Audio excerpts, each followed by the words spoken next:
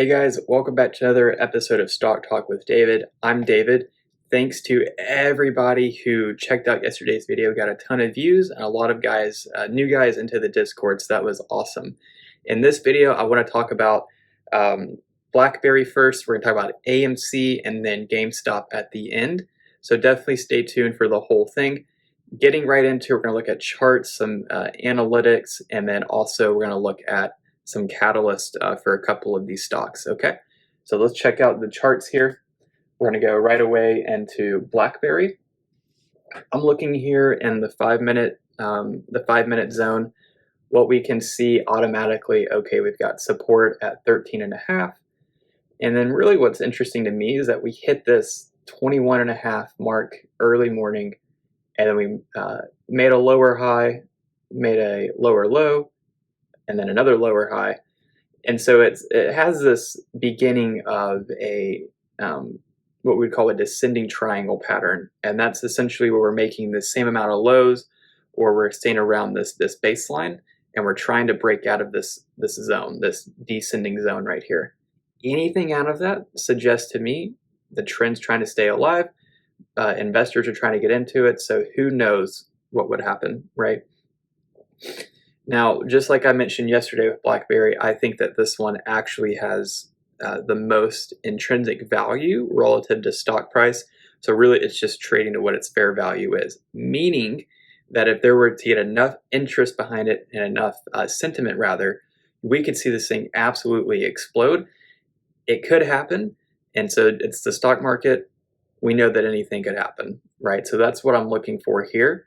I like BlackBerry as a long-term stock. I like it at this level. I like it even more when it's higher because it gives us more money, right? So we just want to be careful of how we're doing this. I would say this though, anything above 17 and a third, 17 and a half will start to push us in the right direction. And then my next level after that is 22, and then on to the races for 30. So make sure you guys write those down so you remember those levels. That's my personal plan. You don't have to follow it. I'm not a financial advisor. This is just how I see it and how I interpret it, okay? Moving into the very next one, we're going to look at AMC. Literally the same thing today, right? We can see that big volume yesterday, big push yesterday, sell-off, okay? And we're coming back here and hitting this resistance. $70 is the spot for it. We have to hit 70 during market hours. We have to have a lot of momentum behind it. I think that we're going to see some movement, especially with the MACD, and the MACD showing a jump off of 51. So who knows? This thing could go very much higher. Today, it did get hammered by the fact that the company finally disclosed that they had been selling 11 million shares, or over 11 million shares. That dilutes the stock price. That causes actually an increase in the supply. And then when that happens, there's a decrease in demand, so the price actually goes down. Okay, so some basic economics. That's what happened today. And so I think that tomorrow we might see some revenge trading, might start seeing guys really getting after it. They don't want the hedge funds to win. I'm not so sure if that's as much the sentiment right now, but that's how everybody's feeling on Wall Street bets. Okay, so that's AMC. Again, my key level here is going to be $80, and then my stop loss is going to be about 37, maybe even $36. It's pretty volatile. You got to stay pretty wide. Keep the position size small. Okay. Moving into GameStop. I haven't been as active in GameStop. I was primarily active with AMC when it was $4 back in like January and February. That's where we got into it. However, AMC is very popular, so I do want to go over it.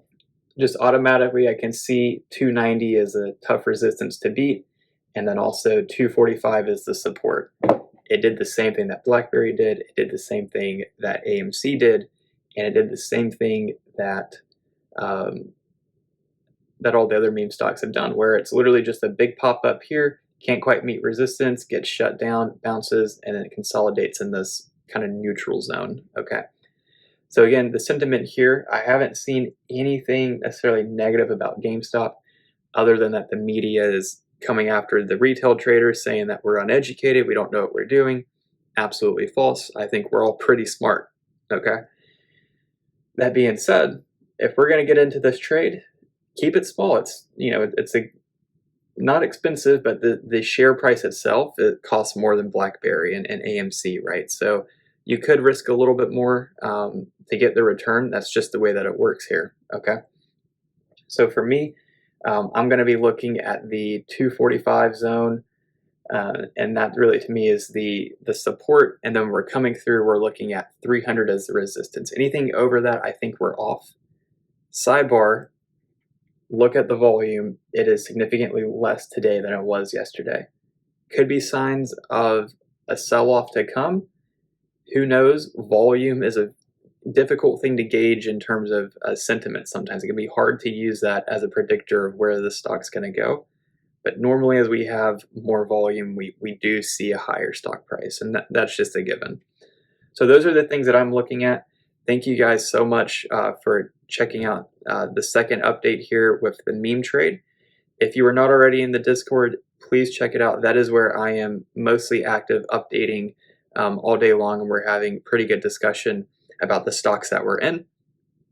So if you're not already subscribed, go ahead and like, comment, subscribe. I want to hit 300 by the end of the month. We're at like 170 right now. So thank you guys a ton, and we'll see you next time. Thanks.